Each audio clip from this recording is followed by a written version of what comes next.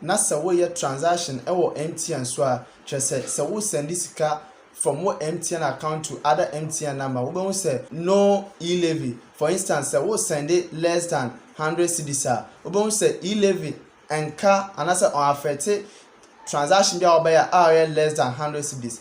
But I just said it is about 100 cedis and sana e-levy are affected. No. Now at the same time, to say we send it sika from your mobile money account to ABR or Sportybet account, and I say any betting platform, you won't say e-levy and canon, and I say won't say tax beer and count. Now so say MTN omo ya bibia chese bebe na ye ntiase bebe na ye ntiase akwa say wo send sika every mobile money account so akwa different mobile money accounts so even if say sika wo send less than 100 cedis tax can a tax of 1%. I can also a tax of 1%. At the same time, so we to airtime.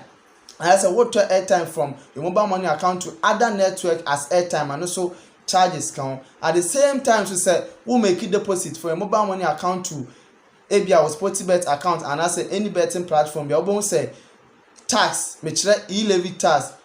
From Santi say na de na kwe na way say ABR government of Ghana say nhyehye bi to say or some more public na amoya we say na bia bon say na betumi di djuma e wo internet so for instance say bia ma make a deposit of let's say 5,000 on Sportybet account no che say charges nkwa 50 cedis che say 1% 50 cedis na at the same time say we need bet na say mere withdrawal on so charges ba count Santi bon say we send this sika if mobile money account so to other mobile money account kra after say we tua charges nkra so we send tua tax na minim say we transfer and as a transaction call e be a different MTN number na say amount in less than 100 cedis just say ne wutua transaction fee nkwa but say there wutua transaction fee plus tax of 1% na ka first any kwan say sir but say the na aba no say we transaction no say e be o